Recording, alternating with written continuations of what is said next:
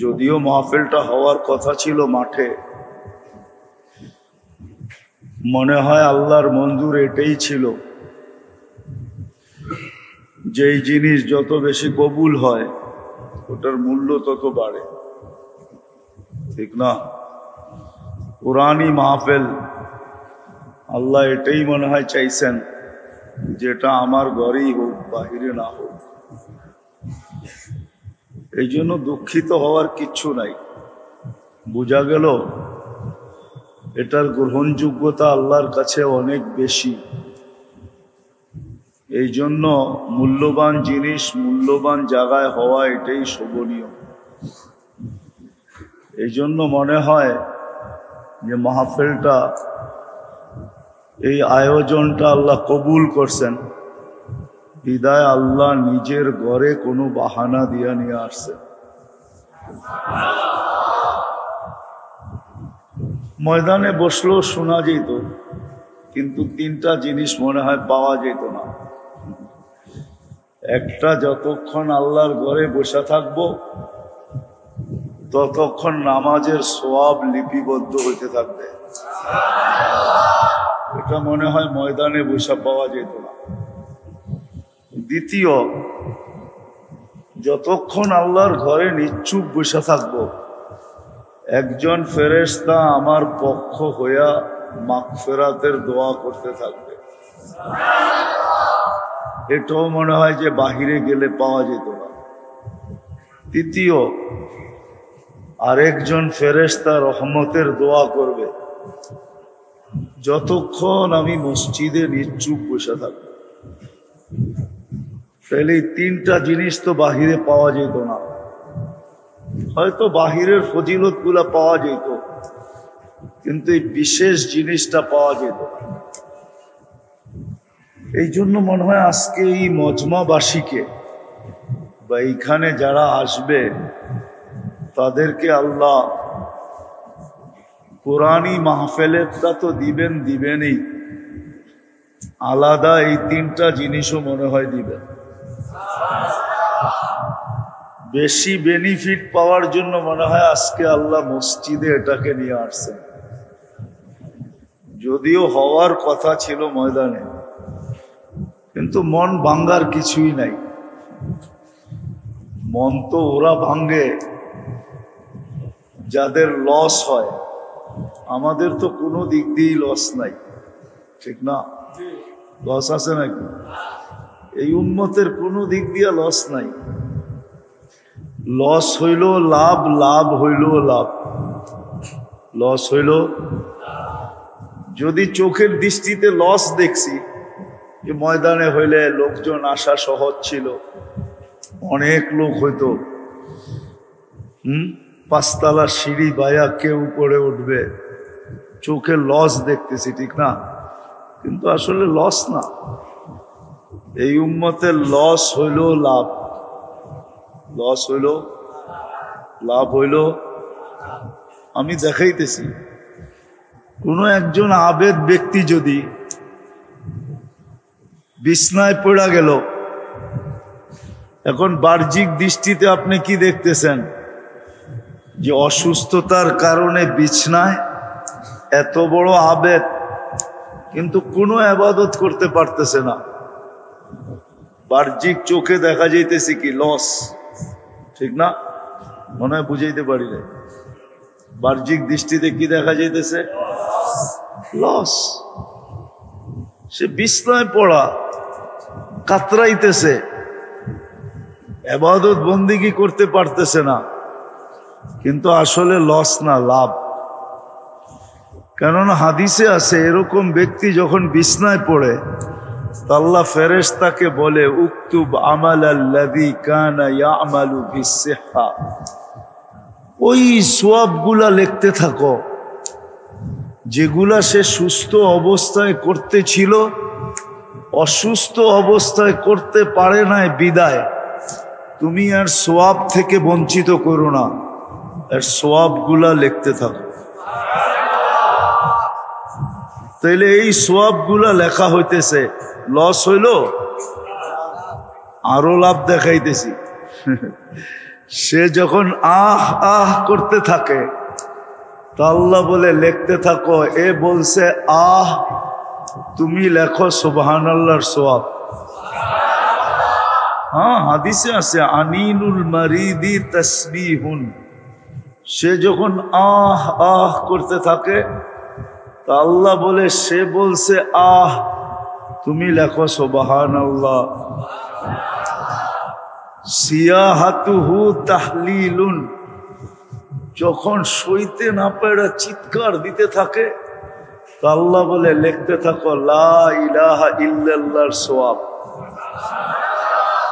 এখন লা ইলাহা ইল্লাল্লাহর সওয়াব কতটুক হবে বলেন না, কেউ একটা ধারণা দিয়া।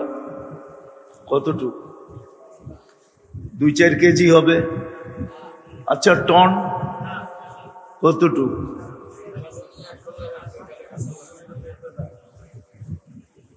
লা ইলাহা ইল্লাল্লাহ যেটা ছাত্র বলল ওইটাই বলি।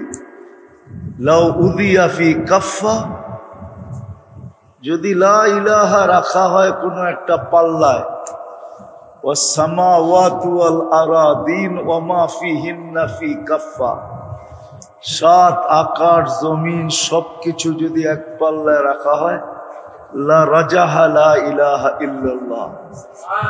তো লা ইলাহা ইল্লাল্লাহর পাল্লাই বাড়ি হবে। লাভ না লস? দিল চিৎকার, মিলল কি? লা ইলাহা ইল্লাল্লাহ সওয়াব। বলল আহ, লেখা হইল কি? তাকাল্লুবুহু আন যামবিন ইলা যামবিন। যখন ছটপট করতে থাকে, ছটপট বোঝেন তো কি? এপাশ ওপাশ করতে থাকে, ঠিক না?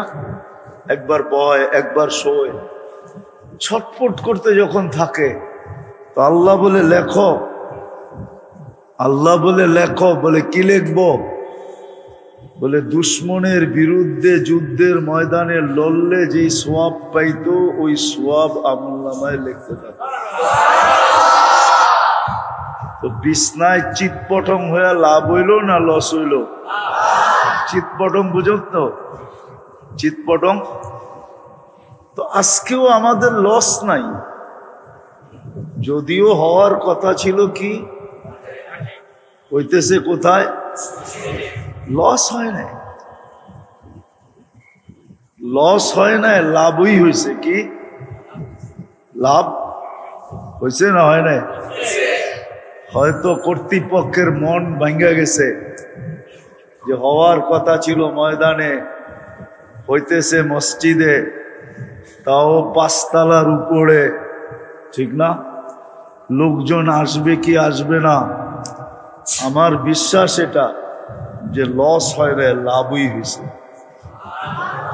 আমি তো একটু দেখাইলাম আপনাদেরকে, আরো দেখানো যায় যে কত লাভ হইল। লাভই লাভ। আল্লাহ চান নাই, আমরা চাইলে কি হবে? ওমা তাশাউনা ইল্লা আইয়াশা আল্লাহু রাব্বুল আলামিন। মানুষে তো কত কিছুই চায়, মানুষের জীবনের তুলনায় আকাঙ্ক্ষা বেশি, ঠিক না? সত্য তো? জীবনের তুলনায় আকাঙ্ক্ষা কয় গুণ বেশি?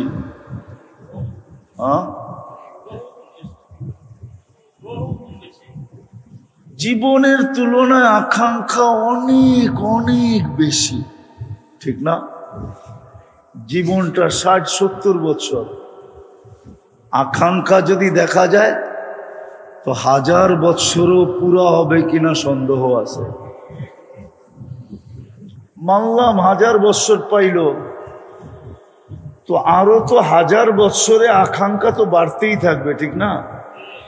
কি 1000 বছরে দেখা যাবে লাখ বছরের আকাঙ্ক্ষা হয়ে যাবে, ঠিক না? হ্যাঁ, কিন্তু বাঁচবে 1000 বছর, আশা আকাঙ্ক্ষা কত দিনের? লক্ষ বৎসরের আকাঙ্ক্ষা, ঠিক না? মানুষের জীবনটা ছোট কিন্তু আশা অনেক বড়। মানুষের জীবনটা ছোট কিন্তু চাওয়া অনেক বেশি। ঠিক না? চাওয়া বেশি না? না বেশি না? 5 ওয়াক্তে কতটি চান? চান না?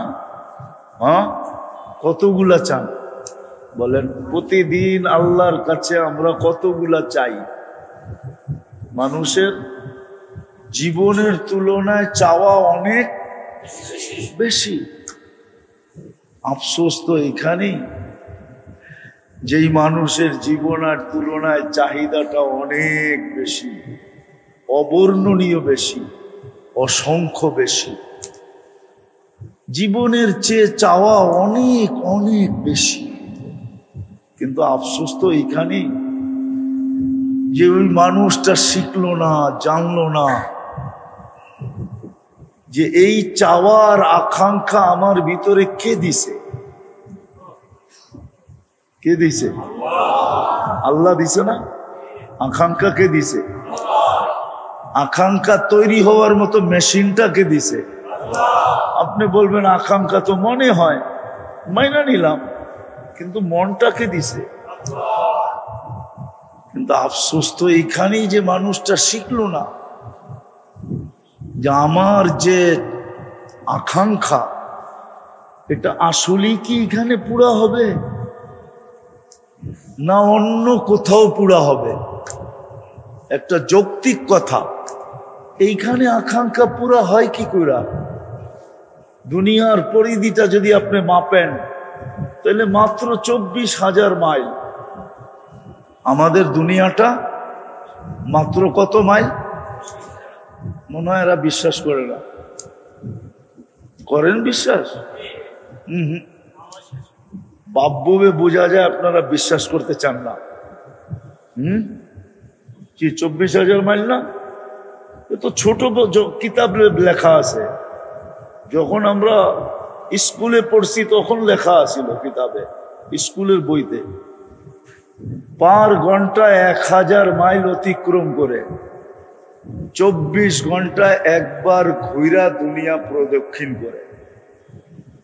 এই জন্য আমাদের রাত দিন 24 ঘন্টায়, ঘন্টায় 1000 মাইল, 24 ঘন্টায় 24,000 মাইল একবার প্রদক্ষিণ হয়, দুনিয়া ঘোরে।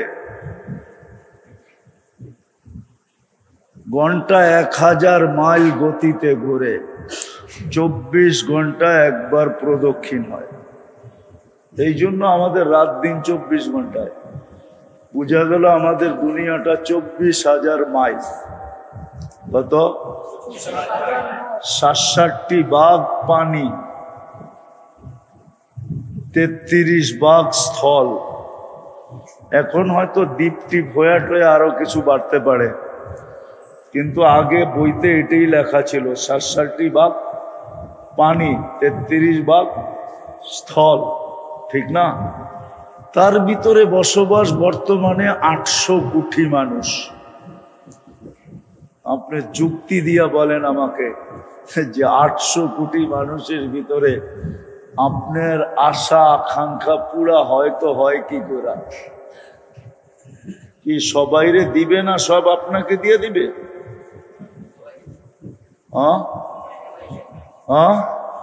বলে জায়গা তো এতটুকু, বয়স তো 60-70,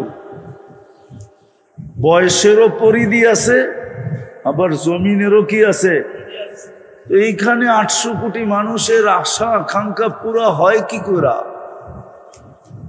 অযৌক্তিক বললাম, কি করে পুরা হয়? এই জন্যই তো আল্লাহ বলে দিছে না, দুনিয়া মাকসুম, দুনিয়া কিন্তু বন্টিত। কি এখন আপনি বলবেন পুরা কোথায় হবে? এটাই তো আমি আফসোস করে বুঝাইতেছিলাম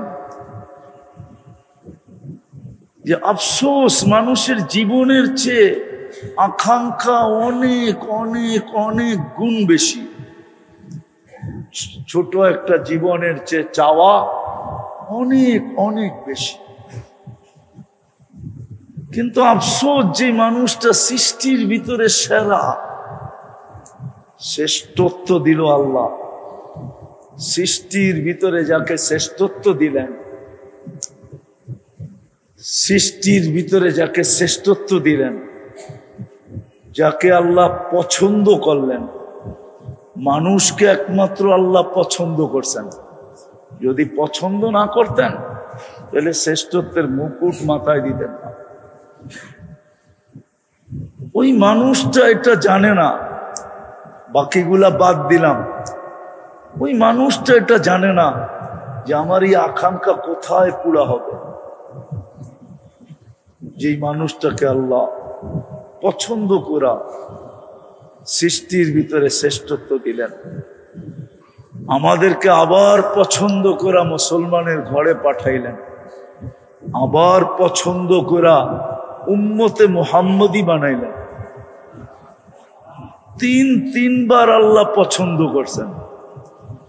পছন্দ করতে গেলেই আমরা আসি, পছন্দ করতে গেলেই আমরা, পছন্দ করতে গেছেন তো আমরা হাতে আসছি তো মানুষ বানায় দিয়েছেন, পছন্দ করতে গেছেন তো আমরা কুদরতি হাতে উঠছি তো মুসলমান বানায় দিয়েছেন, পছন্দ করতে গেছেন তো আমরা কুদরতি হাতে আসছি তো উম্মতে মুহাম্মদী বানায় দিয়েছেন।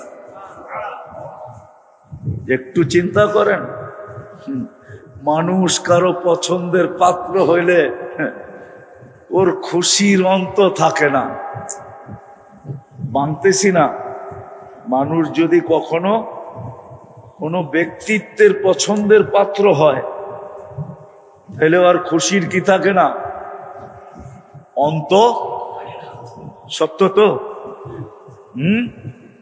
না মনে হয় বোঝেন না আপনারা, ইঙ্গিত ফিঙ্গিত বোঝেন না মনে হয়। মানুষ যদি কোনো মানুষের পছন্দের পাত্র হয় তাহলে তার খুশির অন্ত থাকে না। আপনি কার পছন্দের পাত্র? একটু ভাবেন না, আপনি কার পছন্দের পাত্র? আপনি আমি কার পছন্দের পাত্র? কার? মানুষ যদি মানুষের পছন্দের পাত্র হইয়া এত দাপট দেখাইতে পারে, এত খুশি হইতে পারে, খুশির যদি অন্ত না থাকতে পারে, তাহলে আপনি কার পছন্দ?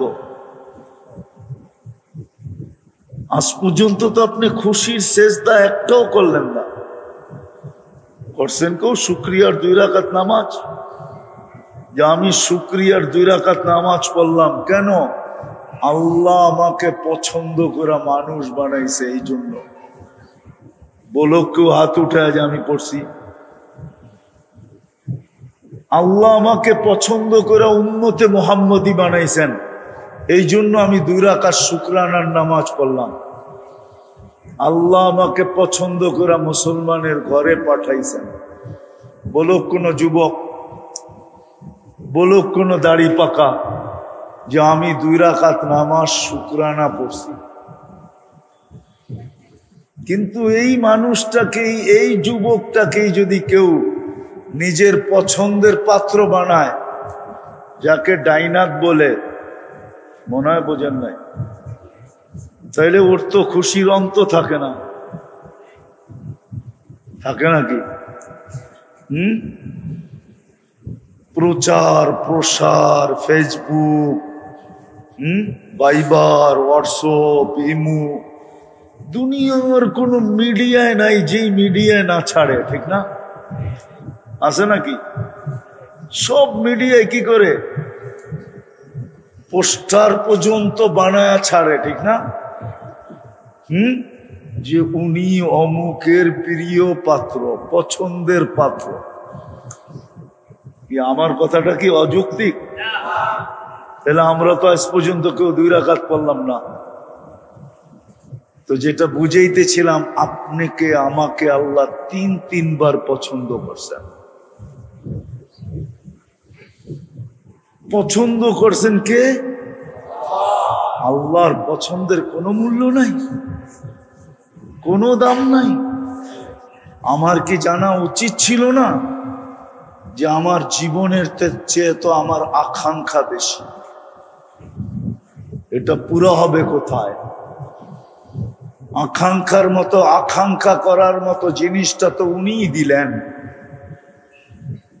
অনেক সময় মানুষ ফোন কিনে বটন সেট কিনে, ঠিক না?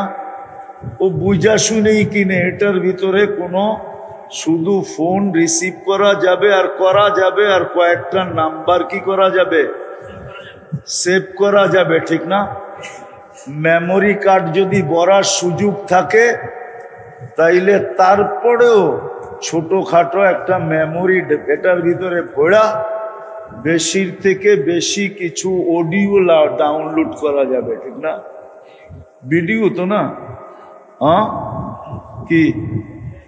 কেন ওর ভিতরে সিস্টেমই নাই, সিস্টেমই নাই। আমাদেরকে যে আল্লাহ মন দিলেন, আমি যে আকাঙ্ক্ষা করতে পারি, আল্লাহ যদি আকাঙ্ক্ষা পুরা নাই হতো তাহলে আকাঙ্ক্ষা করার মতো মেশিনটা আমার ভিতরে কেন দিলেন? তাহলে আমার বাবা উচিত ছিল, আকাঙ্ক্ষা তো করি বটে, জীবনের চেয়ে অনেক বেশি আশা, কিন্তু পুরা তো হয় না। পুরা তো হয়েছে নাকি? কি হওয়ার পালা কতটুকু, না হওয়া কতটুকু, হওয়ার মাত্রা কতটুকু বলেন না? সীমিত, সামান্য, ঠিক না? আর না হওয়ার মাত্রাই অনেক। কেন হলো না? তাহলে ভাবা উচিত ছিল এটা কোথায় হবে। এটাই আমি আজকে বুঝাইতে চাইতেছি। মানুষের ভিতরে আকাঙ্ক্ষা আছে বটে, কিন্তু আল্লাহ বুঝাইতে চাইতেছে এই ছোট দুনিয়া এটা পুরা হওয়া সম্ভব না। কেননা দুনিয়া বন্টিত,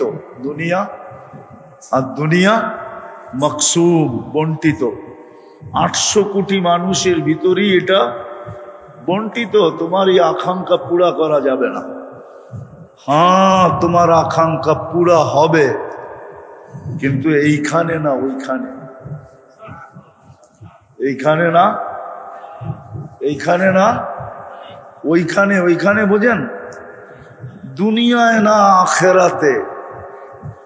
এটারই ইঙ্গিত দিছিলেন মা তাস্তাহি।